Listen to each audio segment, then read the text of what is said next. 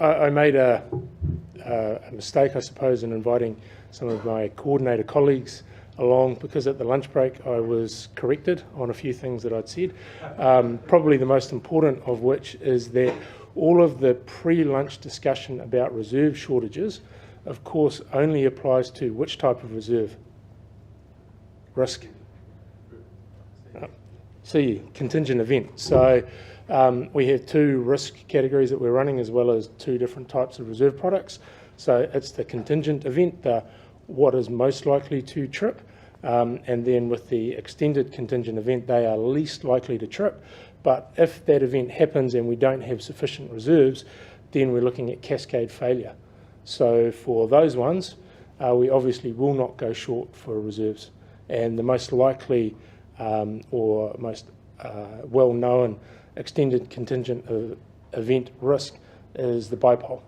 So we rely on AWFLs to meet it, but if we need additional reserve on top of AWFLs to cover the ECE risk, then that cannot be allowed to go short, because to do so would expose the country to the risk of cascade failure in the receiving island. Thanks, Matt. So Justin's talked earlier about, one of the big things with real-time pricing is people have to be able to see the price, and it has to be an actionable price, and those two, of course, go hand in hand. You can't have an actionable price that you cannot see. No tools and systems are foolproof. So when Transpower system operator is having either a planned or an unplanned outage of the market system, our dispatch process is running from our standalone dispatch tool, which does not publish prices to market. So that's one situation you have a problem. A second issue that you could have is if there's our tools on the Transpower side of the fence are working perfectly, but the very rare possibility that NZX's systems aren't connected to ours. So we have a system that's running and tuning out prices, but again, no one can see them. Or the third sort of catch-all of something else. For some reason, prices aren't visible to the market. They're not being published in the normal way. And the prices, they have to be actionable. And so it's the one that's on WITS is the one that counts. So the proposals to cover for these situations is that in a trading period, when you have dispatch prices which have been published and are visible to the market, the last one published in that trading period runs on to the end of that trading period. So a way of thinking about it is it's good till cancelled, that price signal.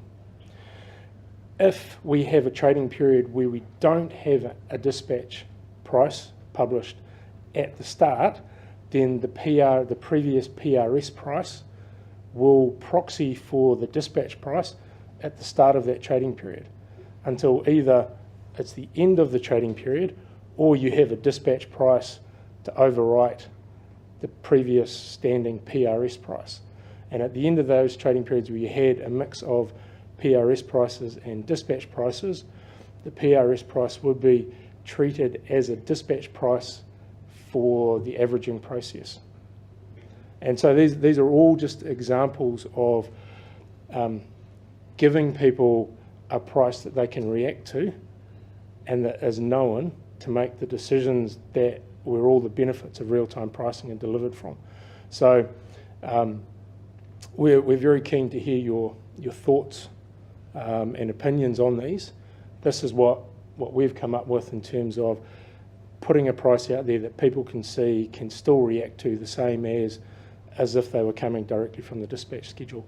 Because otherwise we're back into that sort of black hole of we gave you prices that you could see and now you can't see anything, so everybody's flying blind again, and then at a point in the future the lights come back on and you can see where the road goes. So we've talked a little bit about dispatchable demand. So the goal of dispatchable demand when it was introduced was to create a two-sided price market, and that load participants can put their hand up to be dispatched, and that will influence price. The price is the intersection of those stacks.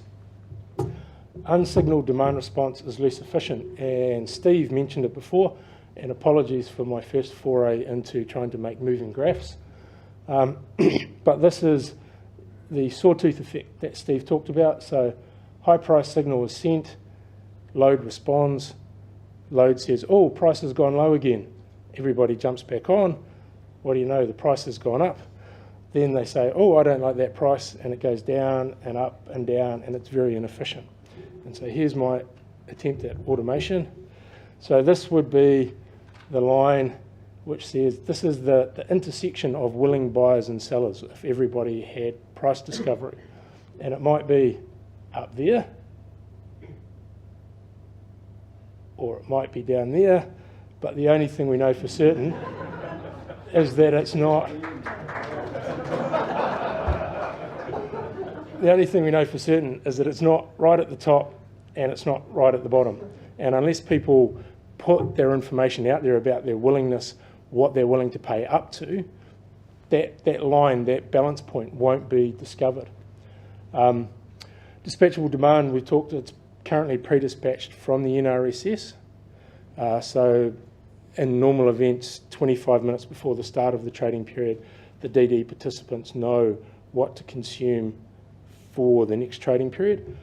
With the move to real-time pricing, the intention at the moment is to move dispatchable demand into the dispatch schedule to make it consistent with generation and with ancillary services, which are all co-optimised and run off the dispatch schedule. So that throws out that the dispatch cycle for load could be the same as generation in terms of getting an instruction every 5 minutes. And we acknowledge that in terms of loads and the people that might participate in dispatchable demand, that can be problematic. So we're keen to hear the whole industry's thoughts on moving DD into the 5-minute dispatch schedule. A couple of sweeteners that might make it easier to participate in the future is the EDF3. So EDF stands for, thank you, Chris. Yeah, Electronic Dispatch Facility Phase 3. So at the moment, if you want to participate in dispatchable demand, you get your instructions via WITS, and you have to go and take them from there. When everything moves in terms of dispatch instructions to EDF3, it hopefully is an easier process for people to connect and receive and feedback acknowledgements around dispatch instructions. One thing to note is that real-time pricing actually means less obligations for DD participants. So Alan had mentioned earlier the metering requirements that sit on DD participants. So currently, I think it's by 5:30 in the morning, Ian? By 5:30 in the morning of the following day, DD participants have to have provided the 48 half-hour revenue quality metering readings for the previous day to the grid owner so that the grid owner can perform the load calculations by 7:30 to pass to the pricing manager for them running the final pricing schedule. All of that process exists to create an input to the final pricing schedule, and if real-time pricing is proceeded with, the final pricing schedule ceases to exist. Therefore, the timings and those obligations on the provision of that metering also ceases to exist. And what would still exist is for month-end settlement that DD participants would need to provide the revenue quality metering for all of the trading periods in the calendar month, the same as they do now, to the RM at month-end on those month-end cycles, nothing on a daily cycle. With the current dispatch schedule, there's been a bit of conversation around the load, and apart from maybe Ramu and a few of the other people that have worked at Transpower, I'd say dollars to donuts, no one actually knows how the load in the current dispatch schedule is arrived at the GXP level. And we need it to be at the GXP level because we've got a nodal market and we need to know where the load is at all of the nodes to solve the transmission problems, not the problems of transmission, but to allow SPD to optimise around the transmission network and with all the locations of the generation relative to the load. We refer to it at the moment as a top-down forecast, which, as it suggests, we start at the highest level and then we work down. At the moment, and this is all, a lot of this is legacy stuff because there has been no reason to change. So the 5-minute dispatch schedule came in about 20 years ago. And 20 years ago, SCADA GXP values and metering was inherently less reliable than generation injection SCADA metering.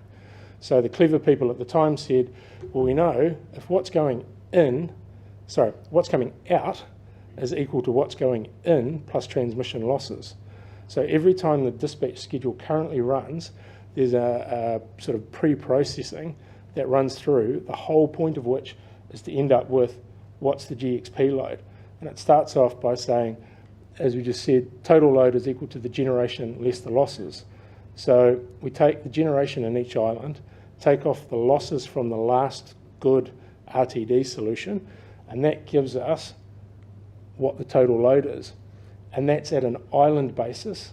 And then there's a series of distribution factors which split island loads into regional loads and then down to the GXP. So we've had all of this work to get to where we think the load is at the GXP level. And at the moment, that is more than adequate for the current needs of the dispatch schedule.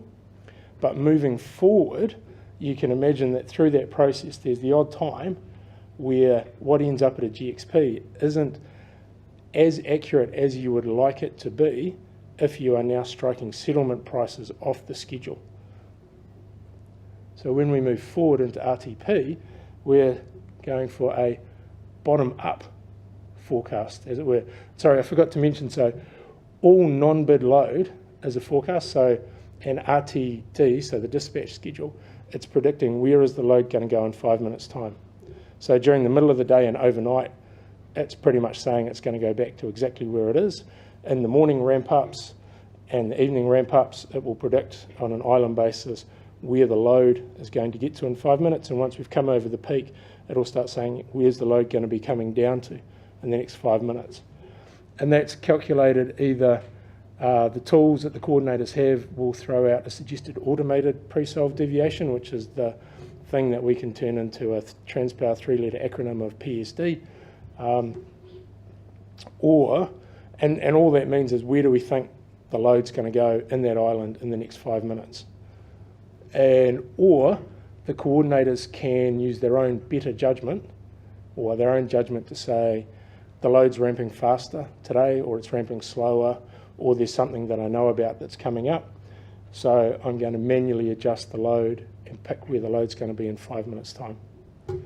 So under RTP, we're starting at the GXP load. So we're starting with where we need the answer to be.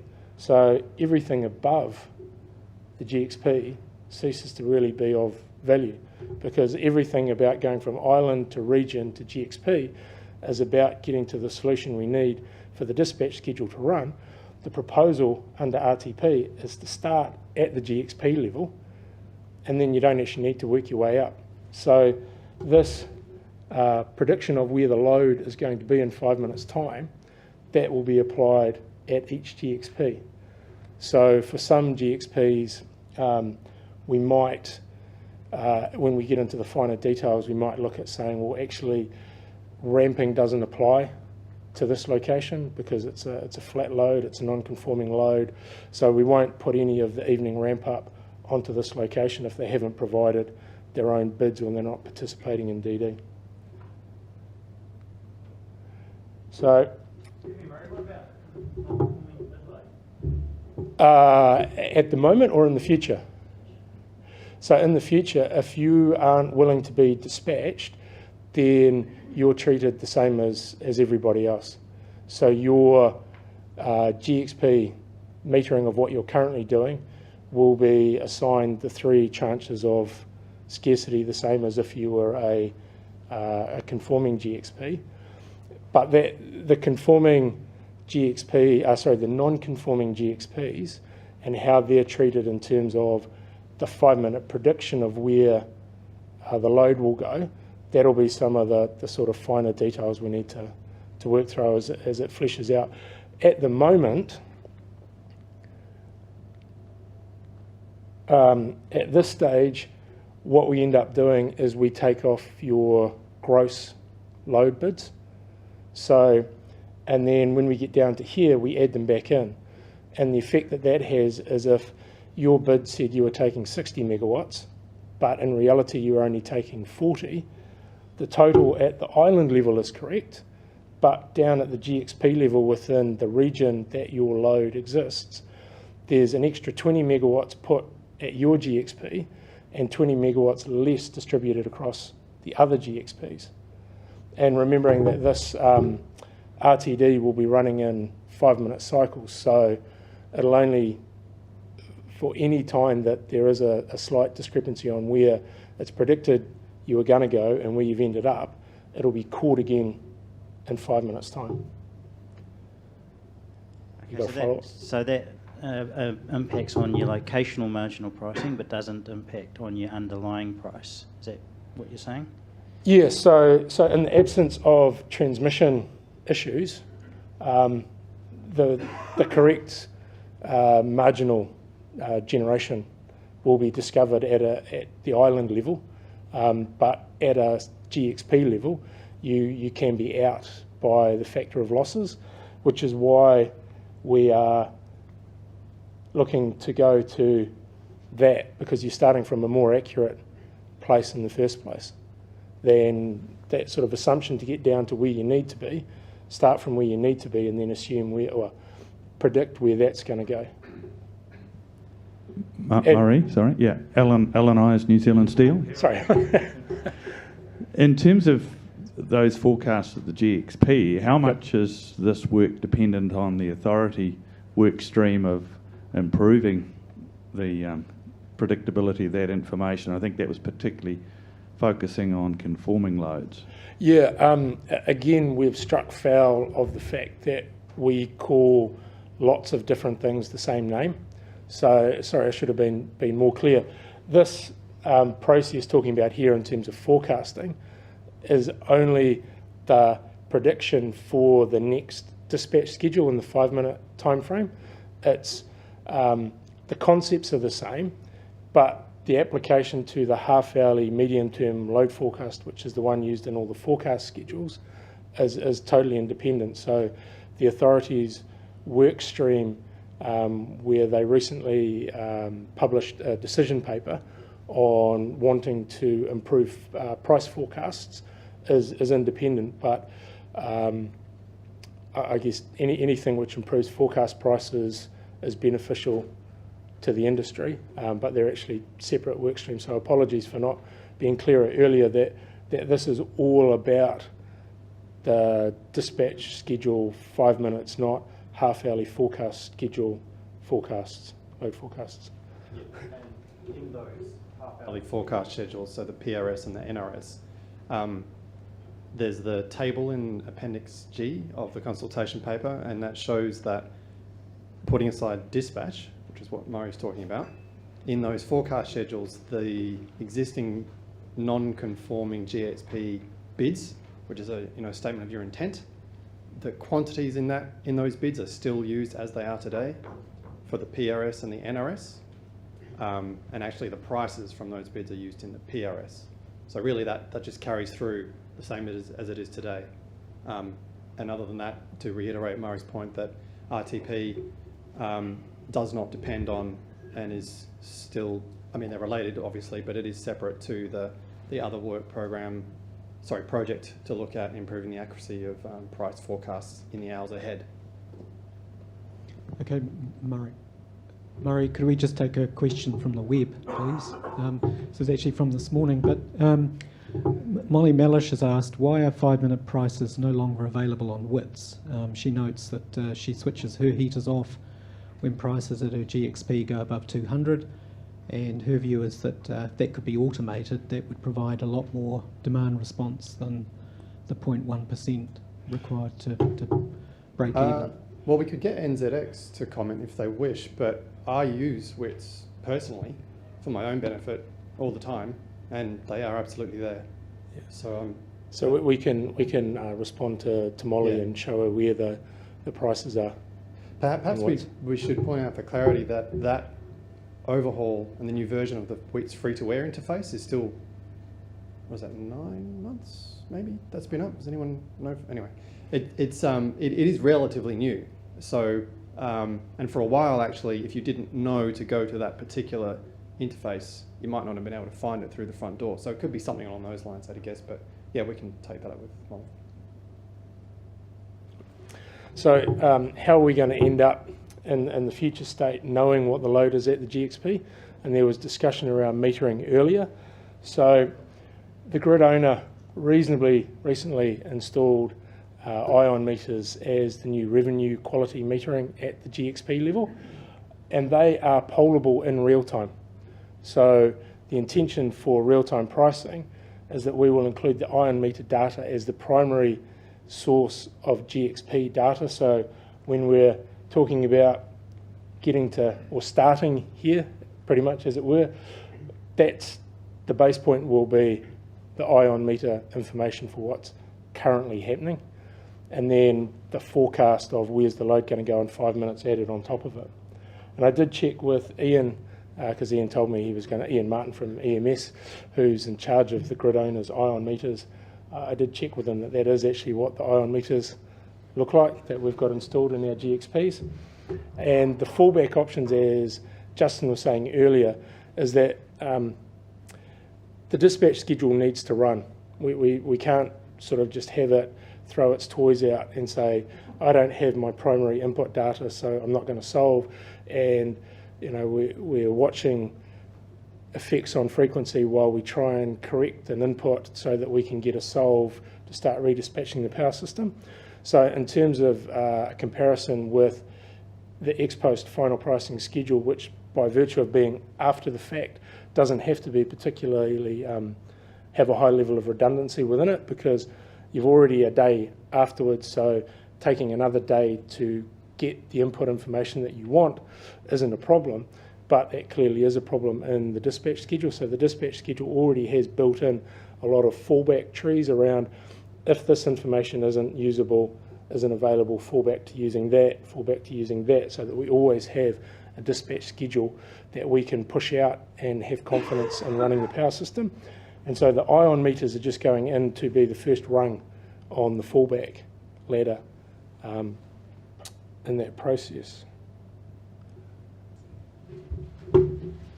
So a challenge that we also have, and I'm pretty sure, again, it's been touched on before, is that I think someone over there was talking about disconnected nodes and the mismatch between, might have been Steve from NZX earlier, about how the grid owners' transmission outage offers are for a finite half hour. It is impractical and unworkable to try and get field staff to start an outage at exactly 7:15 in the morning. So they start, and the outages start within a half hour. The way that's modelled is for that entire half hour trading period, the asset that's coming out of service at a point in that half hour is taken out at the start for the whole half hour. But then we have dynamic load and a 5-minute schedule time frame. So as it is now with ex-post final pricing, we have these mismatches, and that's where the bulk of the infeasibilities arise. For those eager beavers who have read the CBA and talking about the occurrence of infeasibilities in the dispatch schedule, the vast majority of them are because of this issue. So a supply transformer is modelled as being out of service for the whole half hour. The load is still there until it actually comes out of service.